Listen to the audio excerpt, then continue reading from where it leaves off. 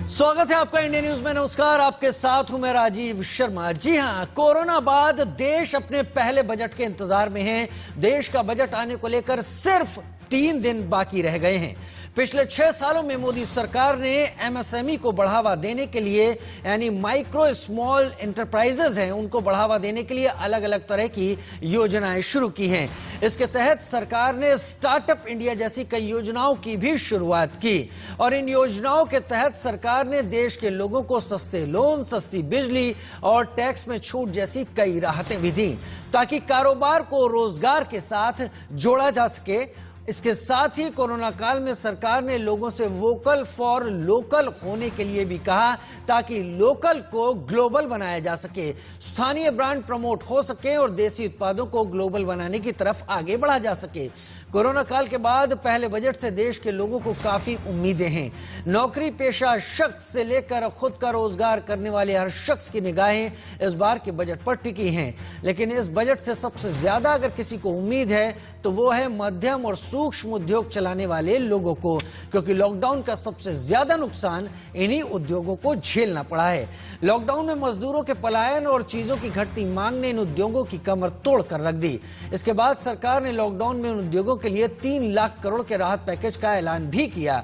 लेकिन कोरोना काल के बाद इस पहले बजट से इन उद्योगों को चलाने वाले लोगों में उम्मीदें हैं। सरकार भी अपनी तरफ से पूरी कोशिश कर रही है कि छोटे उद्योगों को देश में ज्यादा से ज्यादा बढ़ावा दिया जाए ताकि देश में रोजगार के ज्यादा से ज्यादा अवसर पैदा हों। तो इस बजट में एमएसएमई के लिए क्या रहने वाला है खास और एमएसएमई को इस बजट से क्या उम्मीद है, ये जानने के लिए हमारे साथ खास मेहमानों का पैनल भी जुड़ने वाला है।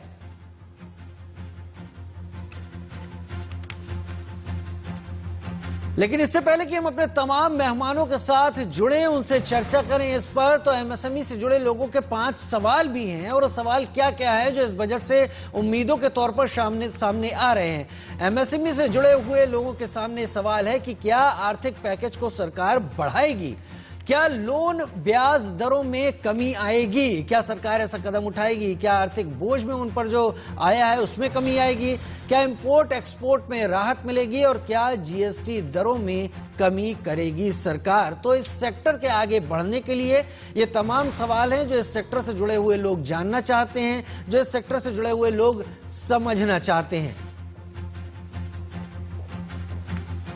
और हमारे साथ कई खास मेहमान इस वक्त जुड़ गए हैं। हमारे साथ गोपाल कृष्ण अग्रवाल साहब जो कि बीजेपी का प्रतिनिधित्व करेंगे, वो हमारे साथ जुड़ेंगे। हमारे साथ अनुज अत्रे साहब जुड़ेंगे, कांग्रेस का प्रतिनिधित्व करेंगे। संजय श्रीवास्तव साहब इकोनॉमिस्ट के तौर पर हमारे साथ जुड़ेंगे। दीपशिखा उद्यमी के तौर पर हमारे साथ इस वक्त जुड़ेंगी। दीपा सयाल स्टार्टअप कोच हैं, उद्यमी हैं, वो भी हमारे साथ जुड़ रही हैं। रचित चावला भी हमारे साथ उद्यमी हैं, वो इस वक्त हमारे साथ जुड़ रहे हैं। क्योंकि हमारे साथ अभी कोई पॉलिटिकल गेस्ट जुड़ा नहीं है और जल्द ही जुड़ेंगे तो उनके पास भी सरकार से जुड़े हुए सवालों को हम ले जाएंगे। लेकिन रचित चावला, आप हमारे साथ, रचित चावला क्या हमारे साथ जुड़े हुए हैं? संजय श्रीवास्तव जी इकोनॉमिस्ट के तौर पर हमारे साथ जुड़ रहे हैं। दीपा सयाल जी हमारे साथ इस वक्त जुड़ी हुई हैं।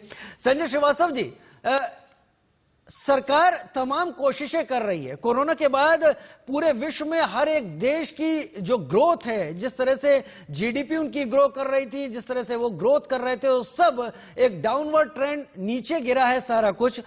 इस बजट में क्या एमएसएमई को ज्यादा प्राथमिकता देकर हर सरकार और खास तौर पर भारत सरकार देश में जो असर आया है कोरोना पीरियड का, उसको कम कर सकती है और उसको वापस रिवर्स कर सकती है?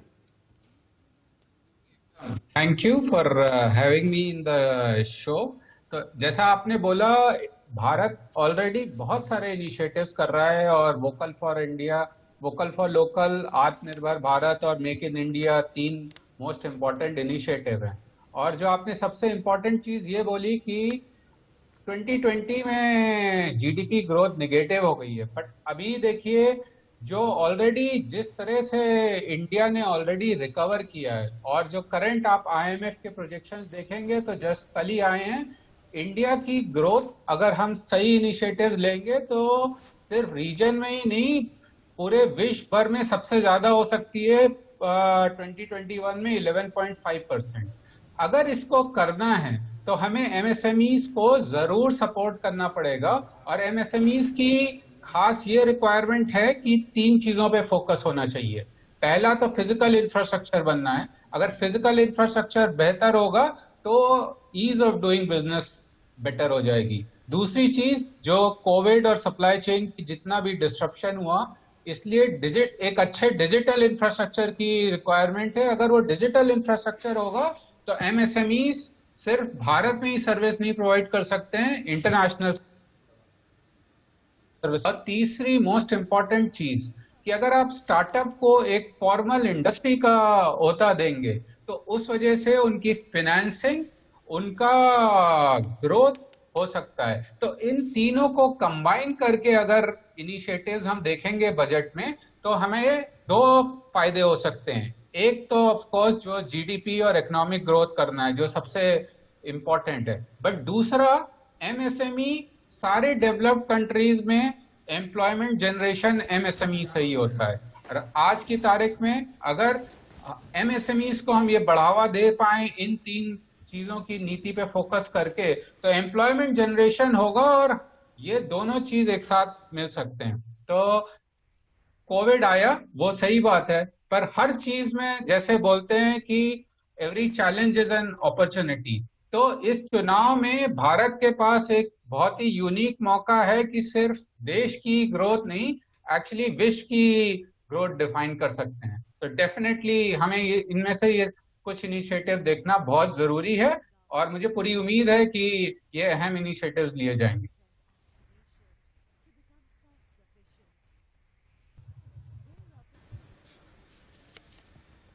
संजय श्रीवास्तव जी, क्या लगता है एमएसएमई सेक्टर को प्रमोट अगर सरकार करती है आने वाले नेक्स्ट फाइनेंशियल ईयर में, तो क्या भारत ग्रोथ को बहुत तेजी से आगे ले जा सकता है? और जैसा तमाम जगह ऐसे अनुमान आ रहे हैं, सोशल मीडिया पर तमाम ऐसी बातें आ रही हैं कि भारत एक बार फिर 7% की दर से ग्रो कर सकता है, क्या एमएसएमई के जरिए या स्टार्टअप्स के जरिए इस टारगेट को अचीव किया जा सकता है भारत में?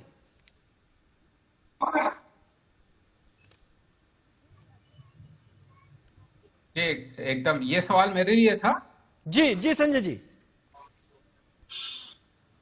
हेलो हेलो जी संजय जी बोलें, संजय श्रीवास्तव जी बोलें।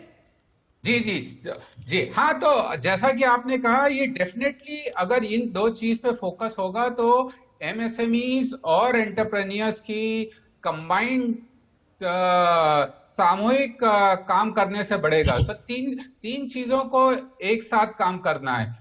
पहले लेवल पे पॉलिसी मेकर्स को करेक्ट पॉलिसी लानी है जिससे कि ईज ऑफ डूइंग बिजनेस और long term investment in infrastructure हो, both physical infrastructure as well as digital infrastructure.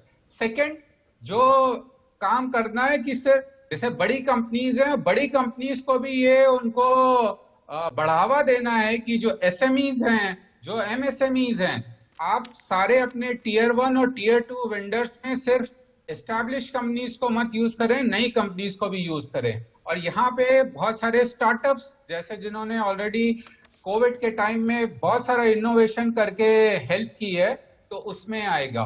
और तीसरी चीज है जो कि एक और बहुत इंपॉर्टेंट सवाल है कि ये बहुत यूनिक अपॉर्चुनिटी है अगर हम स्किल डेवलपमेंट पे भी फोकस कर सकें, क्योंकि कोविड-19 होने के बाद एक नए तरह की स्किल्स चाहिए हैं बिजनेस करने के लिए देश के अंदर और अंतरराष्ट्रीय लेवल पे। तो अगर इनको करना है तो एक तरफ अपॉर्चुनिटीज हैं, दूसरी तरफ ट्रेनिंग की रिक्वायरमेंट। हमारे यहाँ पॉपुलेशन की कमी नहीं है, बट राइट स्किल सेट की इशू है। तो इस केस में अगर तीसरा इन्वेस्टमेंट होगा जो स्किल डेवलपमेंट का हो सकता है, और यहाँ पे कुछ और भी पैनलिस्ट हैं जो इस एरिया में एक्सपर्ट हैं, आई एम श्योर दीपशिखा जी बात करेंगी कि ये स्किल डेवलपमेंट में भी अगर इन्वेस्टमेंट हो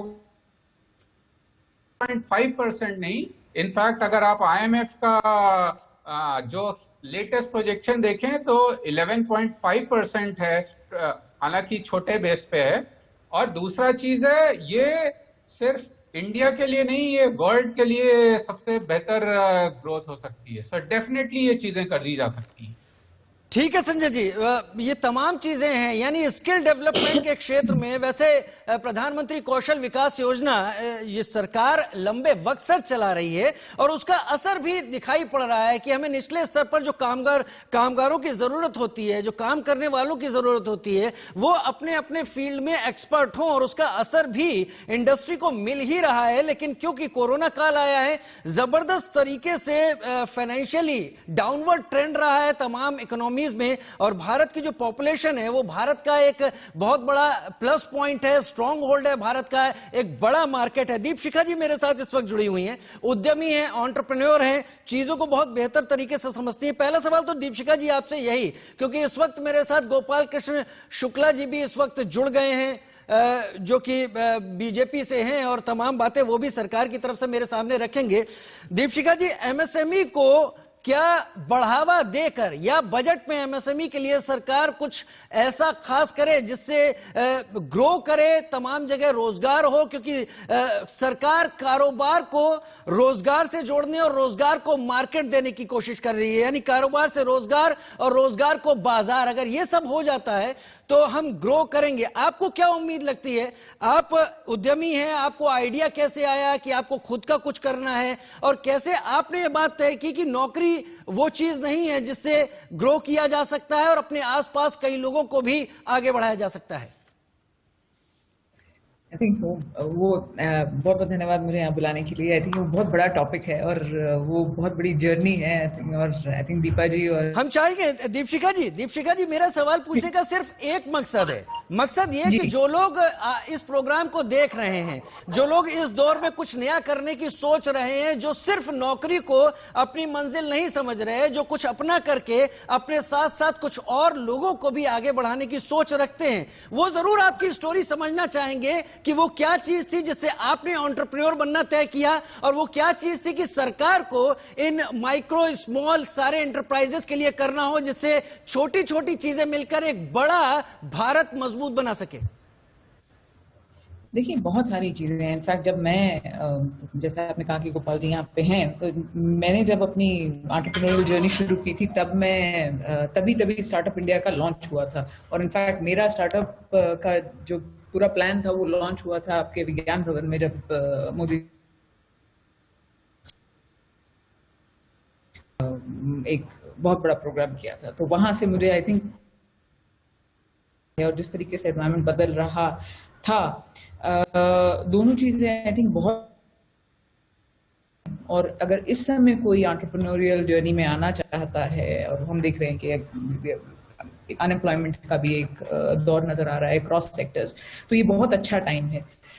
बट हैविंग सेड दैट, मुझे अभी का अनुभव है वो यही कहता है कि भारत अभी भी सबसे इजी, जैसे हम ईज ऑफ बिजनेस की बात करते हैं, मैं तो वो जर्नी पिछले 4 साल से जी रही हूँ, तो ये बहुत इजी नहीं है। जब हमें मजा आता है इस जर्नी में, बिकॉज हम बाय वर्च्यू ऑफ, और मैं तो वैसे भी दिल्ली से हूँ, तो मुझे तो बाय वर्च्यू ऑफ जुगाड़, बाय वर्च्यू ऑफ आदत है। पर जब हम अपने आप को कंपेयर करते हैं, देखिए पिछले 1 साल में क्या हुआ है। पिछले 1 साल में बहुत ज्यादा लेवल हो गई है प्लेइंग फील्ड ग्लोबली ऑर्गेनाइजेशंस के लिए। तो हम सिर्फ, आपने कहा कि भारत की पॉपुलेशन बहुत बड़ी है, भारत की पॉपुलेशन बहुत बड़ी है, बट बहुत सारी चीजों में भारतीय लोगों की क्षमता पैसे देने की for some of the products is not very much. तो इसीलिए एक प्रोफेशनल सर्विसेज ऑर्गेनाइजेशन या फिर थोड़ा सा हायर एंड प्रोडक्ट्स को एक ग्लोबल लेवल प्लेइंग फील्ड देने की बहुत जरूरत है। जहां पे मुझे लगता है, आप कह सकते हो कि जीएसटी 18% है, आप उसको कम कर दीजिए, 5, 2, 2.5 जो भी कर दीजिए, पर सबसे बड़ी जरूरत यह है कि एक तो प्रोसेस पर्सपेक्टिव से आप वर्किंग कैपिटल का एक्सेस बेटर कीजिए। जो आपने 40,000 के करीब स्टार्टअप्स को रजिस्टर किया है, उनको बाकायदा रिकॉग्नाइज करके उनको और ज्यादा एम्पावर कीजिए। हम लोग स्ट्रगल करते हैं कैपिटल के लिए। इस देश में उतनी आसानी से कैपिटल नहीं मिलती है जितनी आप कहीं और देशों में मिल सकती है, और वहां पे हम compete नहीं कर पाते हैं। तीसरी चीज ये कहा कि स्किलिंग पे संजय जी भी बात कर रहे थे कि स्किलिंग की बहुत जरूरत है, तो वहां पे बहुत बड़ा एक मोमेंटम बनाने की जरूरत है। और वहां पे मैं कॉम्प्लीमेंट करना चाहूंगी कि अगुवाई में बहुत अच्छा काम किया गया है, बट उसको और ज्यादा बड़ा करना है, उसको अक्रॉस लीडरशिप की बहुत जरूरत है, मैनेजरियल स्किल्स की बहुत जरूरत है आज इस देश को।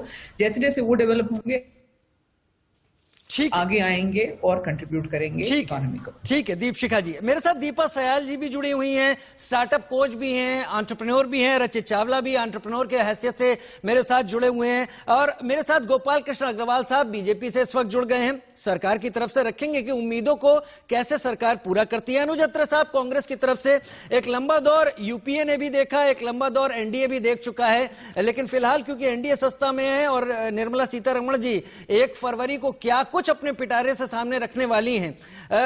गोपाल जी, बहुत ज्यादा देश के विकास की बातें होती हैं, देश को आगे बढ़ाने की बात होती है, लेकिन कहते हैं कि अगर एक एक दिया जलेगा तो कई सारे दिए मिलकर इतनी रोशनी, इतनी ऊर्जा पैदा कर देंगे जो कि एक बड़े दिए को लाने में लगने वाले वक्त को, उस दूरी को, उस समय को, वो जो थकान होती है उससे कहीं ज्यादा असर दे देंगे। हम एक एक दिए की बात इसलिए कर रहे हैं, हम एमएसएमई की बात कर रहे हैं, वो स्मॉल यूनिट्स जिन्होंने कोरोना में सबसे ज्यादा कहर झेला, दुकानें बंद हुई, छोटी छोटी जगह पर लोगों ने अपनी वर्कशॉप्स डाली हुई थी, कुछ अपना काम कर रहे थे, वो सब अपने कामों में लगे हुए थे, वो सब कुछ रुका और सबसे ज्यादा इसी सेक्टर ने सहा। क्या उम्मीदें करनी चाहिए? Vocal for local for vocal और वोकल होगा ग्लोबल, इसके लिए क्या एमएसएमई को सरकार दे सकती है आगे आने वाले दिनों में?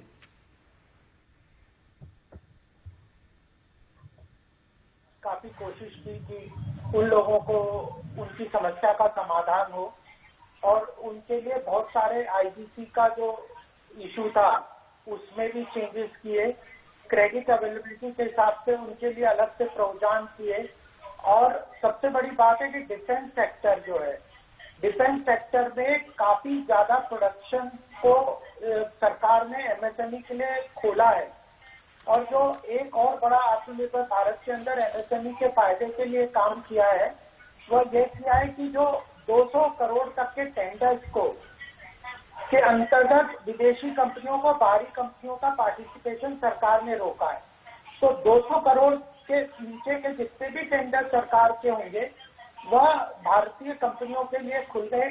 डिफेंस सेक्टर में लगभग 100 से ऊपर आइटम जो है सरकार ने एमएसएमई से प्रोक्योरमेंट के लिए रिजर्व किए हैं, और क्रेडिट अवेलेबिलिटी के लिए तो 3.5 लाख करोड़ का आत्मनिर्भर भारत में पैकेज दिया ही था, आईटीसी के अंदर ट्वीट किया है, और प्रोडक्शन लिंक इंसेंटिव के अंतर्गत भी सरकार ने काफी एमएसएमई सेक्टर के लिए इनिशिएटिव लिए हैं।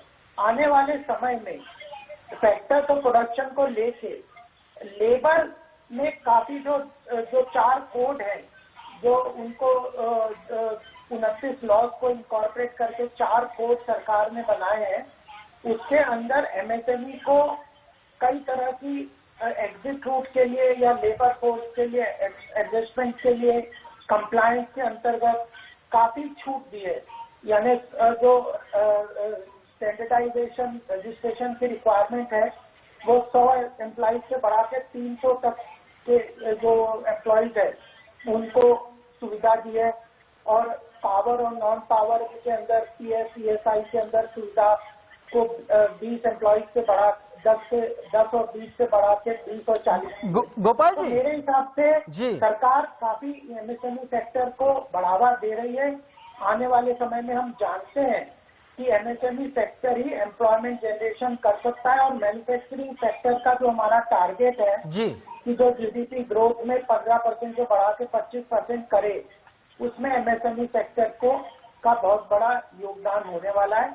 इस बजट में भी मैं सोचता हूं कि सरकार, हम लोगों ने भी काफी सरकार को सजेशन दिए पार्टी की तरफ से कि इस एमएसएमई सेक्टर के, मैन्युफैक्चरिंग सेक्टर के लिए कई बदलाव करने। सरकार 4 पॉलिसी भी लेके आ रही है, इंडस्ट्रियल पॉलिसी है, रिटेल ट्रेड पॉलिसी है, ई कॉमर्स पॉलिसी है, इसमें सब में सरकार बहुत सारा एमएसएमई के चलिए, आपने ये बातें कही कि 200 करोड़ तक का जो टेंडर है उसमें बाहरी कंपनियों को दखल नहीं देना होगा। ये आज की बात नहीं, कुछ वक्त हो गया ऐसा कहने में, लेकिन वो वक्त तब का था जब हम कोरोना के दौर से गुजर भी रहे थे। तो एमएसएमई जो था दरअसल वो उस वक्त मार झेल रहा था। उम्मीद आने वाले बजट से, अनुज अत्रे साहब भी मेरे साथ जुड़े हुए हैं। अनुज अत्रे साहब, सबसे ज्यादा अगर सहा है किसी ने, वो कहते हैं सरकार अगर बहुत सारे लोगों को रोजगार नहीं दे पाती तो ऐसे लोग सरकार के एक तरीके से मददगार साबित होते हैं, जो अपनी नई सोच सामने रखते हैं,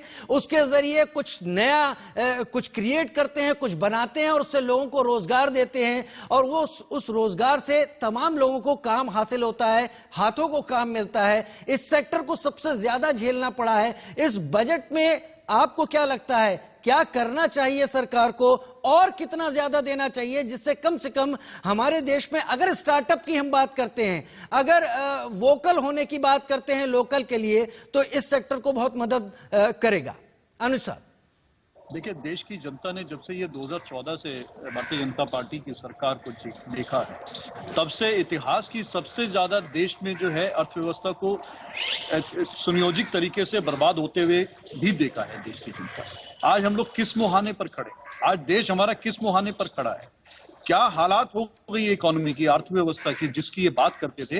देखिए, आज लगातार भारतीय जनता पार्टी इस बात का दंश भरती है कि हम चुनाव जीत रहे हैं। बिल्कुल ठीक है, आप जीत रहे हैं, आप इवेंट मैनेजमेंट करके, मीडिया मैनेजमेंट करके चुनाव जीत सकते हैं, लेकिन देश की अर्थव्यवस्था को नहीं आप संभाल पा रहे हैं। अर्थव्यवस्था सबसे बुरे दौर से गुजर रही है। चाहे आज हम जीडीपी की बात करें, मैं बहुत ज्यादा आंकड़ेबाजी में नहीं जाऊंगा, मैं सरल भाषा में बात करूंगा कि अगर जीडीपी की बात करें तो देशवासियों को इतना पता है कि बांग्लादेश जैसे देश की हमसे मजबूत जीडीपी। हम नेगेटिव ग्रोथ की अगर बात करें तो ये भी देखा है कि इतिहास में 70 वर्षों में सबसे ज्यादा अगर नेगेटिव ग्रोथ जीडीपी की हुई है तो इन सरकार के कार्यकाल में। अगर 45 साल में सबसे ज्यादा बेरोजगारी दर इस देश में हुआ है तो ये भी इस सरकार की देन है, लेकिन सरकार इस बात को नहीं स्वीकार करती है। सरकार लगातार देश की जनता को उलझाने में लगी हुई है। पेट्रोल डीजल के दाम लगातार बढ़ाए जा रहे हैं। पेट्रोल डीजल के दामों से 17-18 लाख करोड़ रुपए सरकार ने जो है रेवेन्यू अर्जित किया है। वो रेवेन्यू कहां जा रहा है? अभी कोरोना पैंडेमिक के समय जब लॉकडाउन को अनलॉक किया गया, 20 लाख करोड़ रुपए का पैकेज इसी सरकार ने घोषणा की। 5 दिन का हमने देखा, वित्त मंत्री जी का एक धारावाहिक चला था, 5 दिन लगातार उसको जो है 20 लाख करोड़ को घोषणा करने में इनको लग गया। इतने दिन में तो देश का बजट पूरे एक दिन में आ जाता है, 3 घंटे की भाषण में आ जाता है, उसको 5 दिन लगा इनको। बता दीजिए क्या असर हुआ है, देश में कौन सी हालात सुधर गए हैं?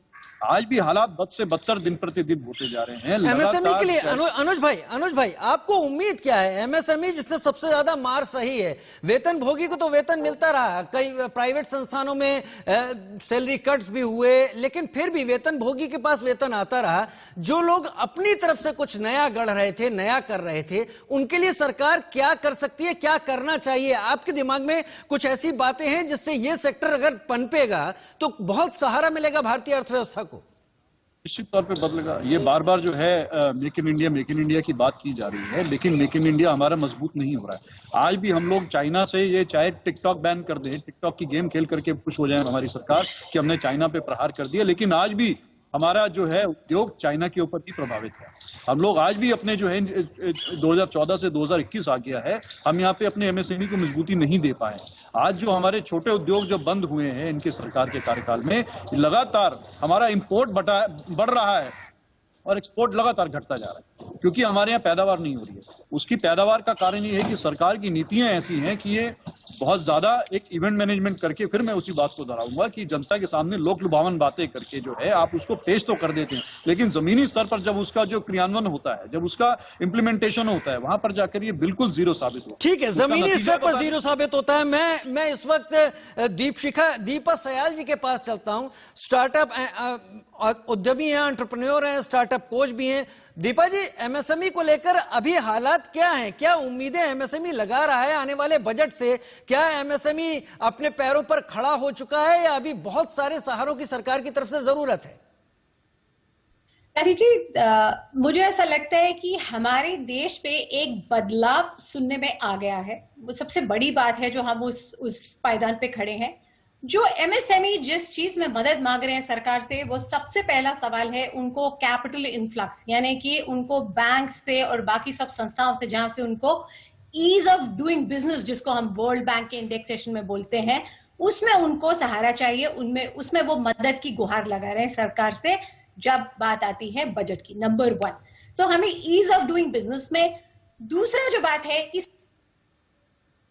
सरकार अवेयरनेस की जब बात आती है, स्कीम्स की जब बात आती है, तो अभी भी आप एमएसएमईज और या स्टार्टअप जो बड़े बड़े जो छोटे छोटे जगह से जो ये बिजनेस सेटअप कर रहे हैं बच्चे, इनको ये जानना है कि स्कीम्स क्या है जिससे हमें मदद मिले, कि अगर सिडबी कुछ कर रहा है या नाबार्ड कुछ कर रहा है, और सिर्फ बड़े शहरों में ये नहीं होना है, ये जो देश के छोटे छोटे प्रांत हैं और तरह तरह के सेक्टर्स, जैसे फार्मिंग में है, बहुत बच्चे ऑर्गेनिक फार्मिंग में एमएसएमईज में आना चाह रहे हैं, सरकार के साथ जुड़ना चाह रहे हैं।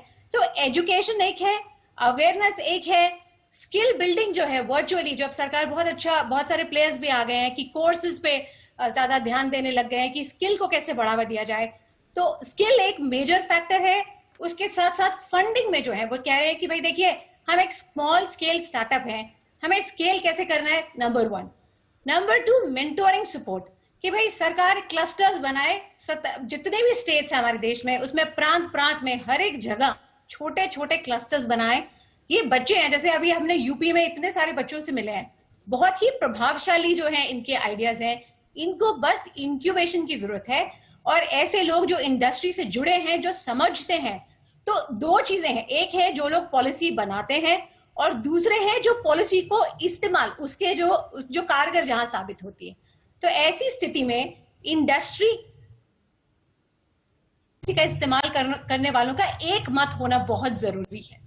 सो मैं ब्रॉडली ये बात कहूंगी कि कैपिटल इन्फ्लक्स है, डिमांड को स्पर होना है, ग्रोथ को अगर आना है, तो हमें infrastructure, health care, manufacturing, insurance, ऐसे सेक्टर्स में सरकार की बढ़त चाहिए। दीपा जी आपके तमाम सवाल मैं गोपाल जी के सामने रखूंगा जरूर, लेकिन क्योंकि आप भी एक एंटरप्रेन्योर हैं, स्टार्टअप कोच भी हैं, आपने जो कोशिश की वो खाका, वो पैमाना आपने कैसे रचा? क्योंकि बहुत लोग ऐसे देख रहे हैं हमारे इस प्रोग्राम को जो शायद अब समझ रहे हैं, जिनके पास आइडियाज है, जैसे आपने बात कही, बहुत सारे आइडियाज हैं, लेकिन वो आगे नहीं बढ़ पाए। आपने कैपिटल इन्फ्लक्स की बात कही, आपने स्कीम के पता ना होने की बात कही, मेंटरिंग सपोर्ट की आप बात कर रही हैं। तो इस तरह से बहुत लोग जूझ रहे हैं। आप अपनी कहानी अगर शेयर करें, उसके बाद हम गोपाल जी के पास जाते हैं।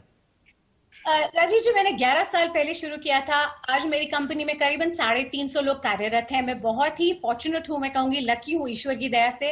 मैं पूरी तरह से बूटस्ट्रैप रही हूं। मैंने 1 लाख रुपए से शुरू किया था आज से करीबन 11 साल पहले, और मैंने अब अपना तीसरा स्टार्टअप शुरू किया है पिछले 8 महीने पहले, जो कि वुमेन एंटरप्रेन्योर्स और जो बिजनेस स्कूल स्टूडेंट्स हैं, IIMs, IIT, इनको इंक्यूबेट करती हूँ मैं स्टार्टअप कोचिंग और इन्वेस्टमेंट को लेके। तो मुझे लगता है कि उस वक्त रिस्क लेना और आज की तारीख में रिस्क लेने में काफी फर्क है। तो आज बच्चों में जागरूकता है, सरकार इतना कुछ कर रही है, बस आपको अपने आइडिया पे भरोसा रखना है और ये जानना है कि स्कीम्स कौन सी हैं।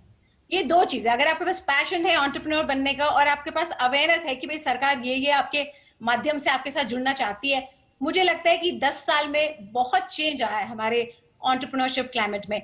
और हिंदुस्तान को सीखने की जरूरत है। जब हम कहते हैं कि इजराइल जैसे देशों से, माफ कीजिएगा पर मैं जरूर कहूंगी कि इजराइल जो है पिछले 28 साल में 15 गुना जीडीपी बढ़ा चुका है, 15 गुना जीडीपी उनका सर्ज हो गया because of startup ecosystem.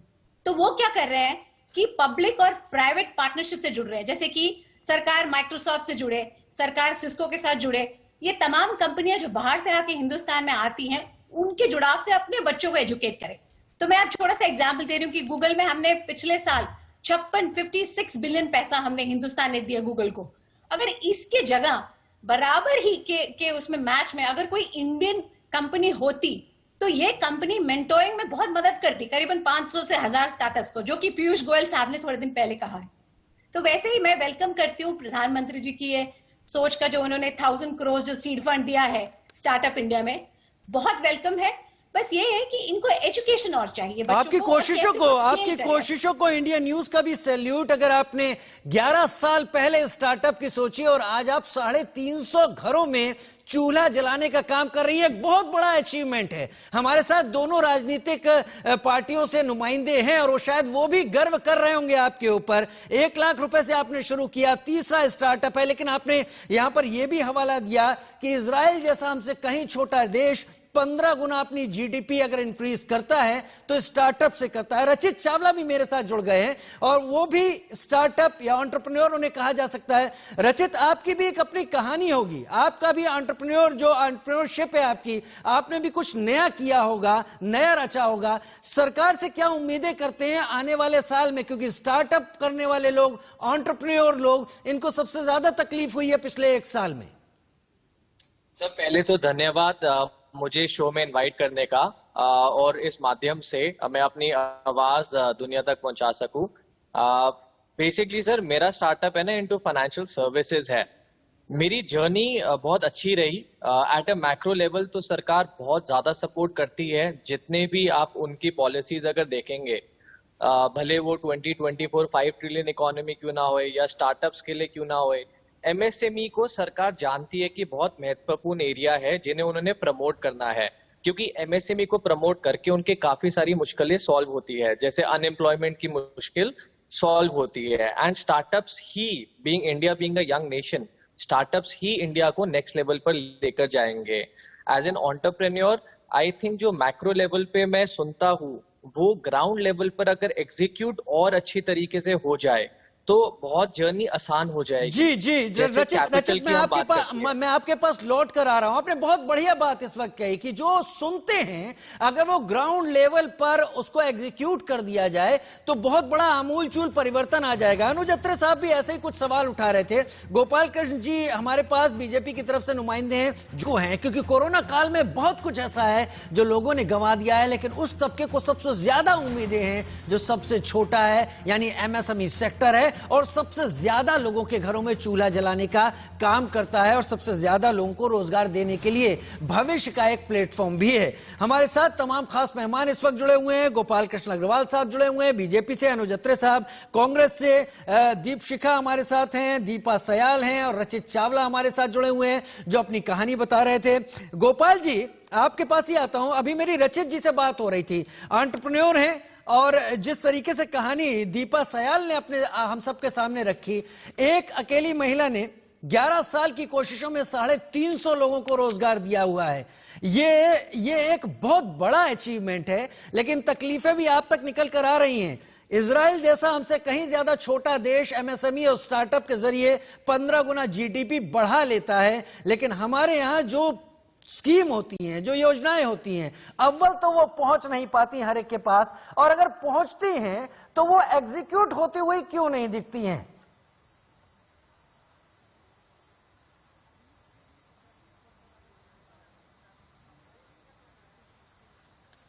Gopal ji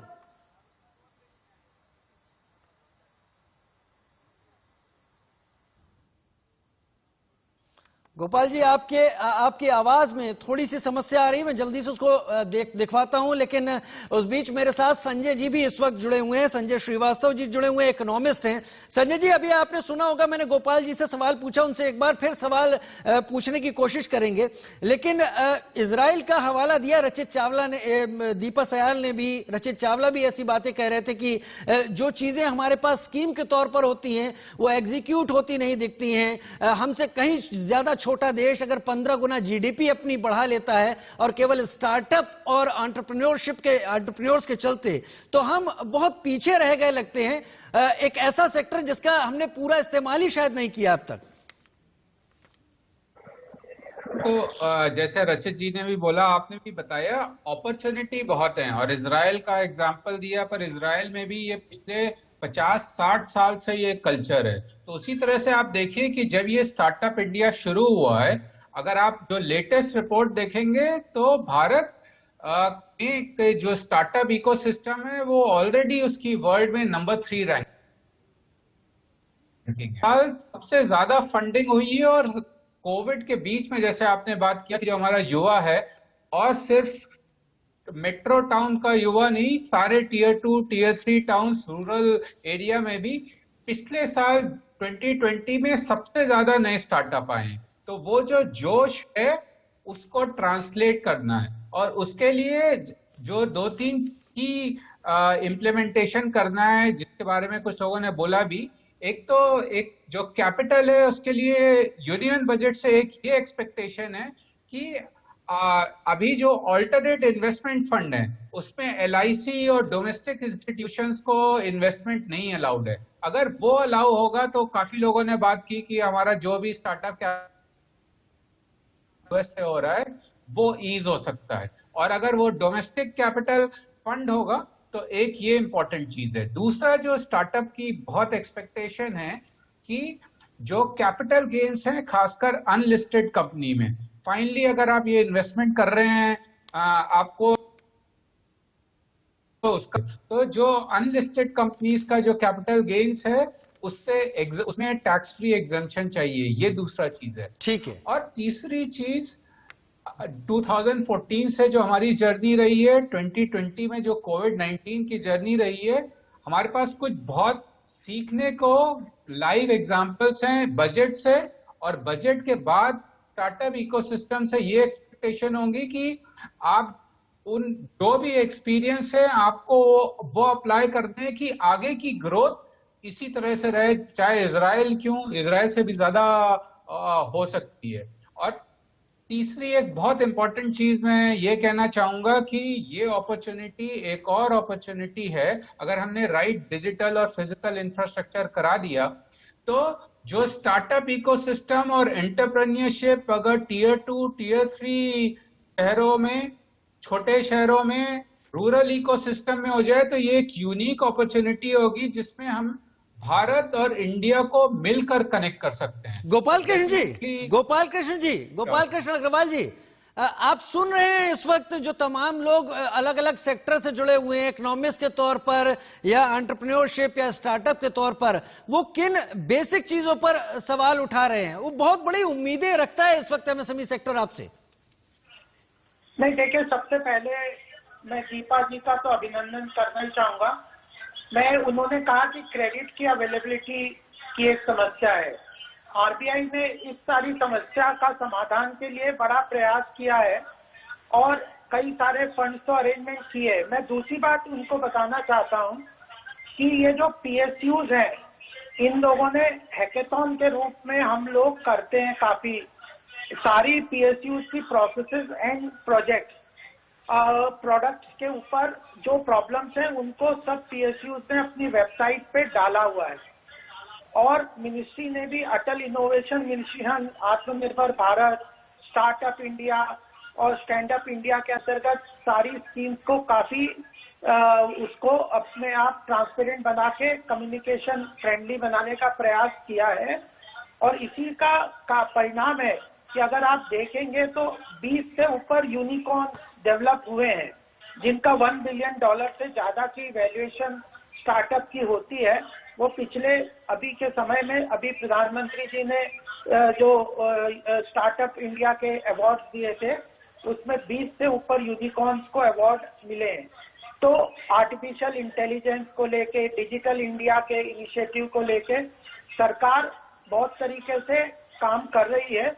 और मुझे लगता है कि यह बात इनकी ठीक है कि लोगों को बहुत सारी चीजों के बारे में प्रॉपर इंफॉर्मेशन नहीं है। तो हम लोगों ने एक बहुत बड़ा बदलाव सरकारी योजनाओं में किया है कि पुश मॉडल पे हम काम कर रहे हैं कि जो सरकार की योजनाएं हैं, पहले होता था पुल मॉडल पे कि वो घोषणाएं कर दें योजनाओं का और उसके बाद जिसको जो इंटरेस्ट है वो जिसके लिए लाभकारी व्यक्ति है उसको खुद ही ढूंढ के उसके पीछे भागना पड़ता था। अब कलेक्टर और अलग अलग मॉनिटरिंग का पूरा मैकेनिज्म सरकार ने बनाया। इवन मैं बैंक में गोपाल जी क्या हम उम्मीद करें कि जो कहानी दीपा सयाल जी की है, ऐसे लाखों दीपा सयाल हों, लाखों रचित चावला जैसे लोग हों या दीपशिखा जैसे लोग हों जिन्होंने अपनी तरफ से कोशिश की है। यकीन कीजिए अगर 1 लाख लोग भी तैयार होते हैं और 350 जैसे दीपा सयाल जी ने बात कही, एवरेज भी हम निकाल लेते हैं तो आप देखिए कितने लोगों के हाथ में काम आ जाएगा। क्या आप उम्मीद उम्मीद करते हैं कि जो पूरी तरीके से कोरोना के दबाव में जी रहा एमएसएमई सेक्टर था, उसे टैक्स में भी छूट होनी चाहिए, उसकी जीएसटी भी काफी कम होनी चाहिए, उसको एक्सपोर्ट इंपोर्ट के लिए तमाम ऐसी स्कीम्स देनी चाहिए इसमें सरकार को, जिससे वो और आगे बढ़े और नया रचें। क्या आप भी उम्मीद करते हैं कि निर्मला सीतारमण जी के पिटारे से ऐसा निकलेगा? बिल्कुल, मैं सबसे पहले बात कर रहा हूँ, कॉर्पोरेट टैक्स तो सरकार ने कम कर ही दिया है। ये जो production linked insurance investment scheme है PLI, उसके अंदर भी सरकार ज्यादा से ज्यादा इंडस्ट्रीज को इनकॉर्पोरेट कर रही है और इसका मैन्युफैक्चरिंग सेक्टर में बड़ा ही प्रभाव और बेनिफिट मिल रहा है। और अल्टीमेटली जो सरकार ने मॉनिटरिंग सिस्टम बैंकों के अंतर्गत माना है, वित्त मंत्री जी खुद बैंकिंग सेक्टर के ऑफिशियल्स को, PSB के ऑफिसर्स को टारगेटेड कि कितना लोन आपने सैंक्शन किया, कितना डिसबर्स किया, उसकी फिगर्स बिल्कुल रेगुलरली। अच्छा गोपाल जी, मैं अनुज जी के पास जाऊंगा। ये एक सवाल का छोटा सा जवाब दीजिए, अगर मैं कोई स्टार्टअप लगाना चाहता हूं तो मुझे कितने दिनों में लोन किसी बैंक से मिल जाएगा? क्या प्रोसीजर है? वो ज्ञान क्या है, वो जानकारी क्या है?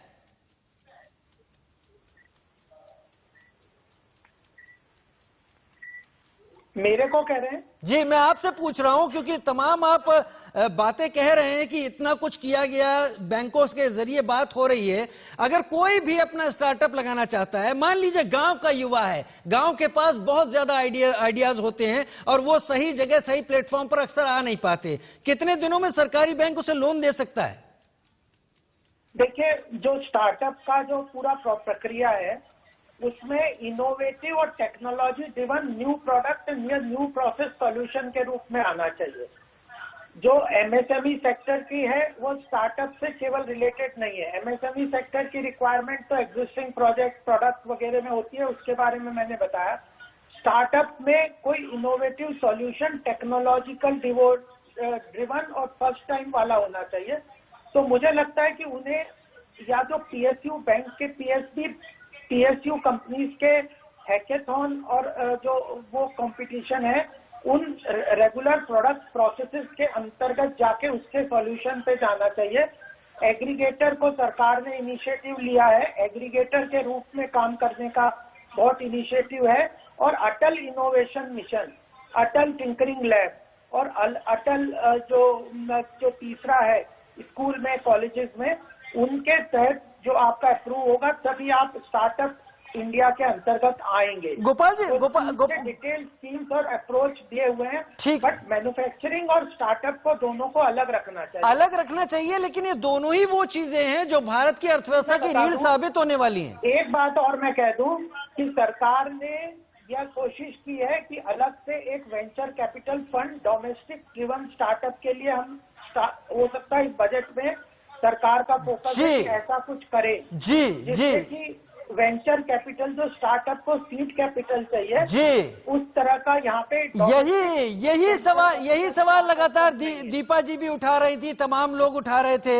ये जो कैपिटल का एक फंड है, क्योंकि कैपिटल इन्फ्लक्स की समस्या है। अनुज अत्रे जी, आप सुन रहे होंगे, अभी गोपाल जी तमाम बातें कर रहे थे, उन्होंने तमाम स्कीमों के बारे में बात की, तमाम योजनाओं के बारे में बात की। मेरा सवाल बस यही था कि जिस कैपिटल इन्फ्लक्स से नए लोग परेशान हैं या एमएसएमई जो धराशायी हो गया था, उसे संभालने के लिए वो पैसा, वो जो अपने विचारों को लेकर आगे आ रहे हैं, स्टार्टअप के तौर पर आ रहे हैं या किसी माइक्रो स्मॉल कोई इंटरप्राइज है उनका, वो संभालने के लिए कैपिटल कहां से आएगा? क्या प्रोसीजरल समस्याएं आपको दिखती हैं अभी भी?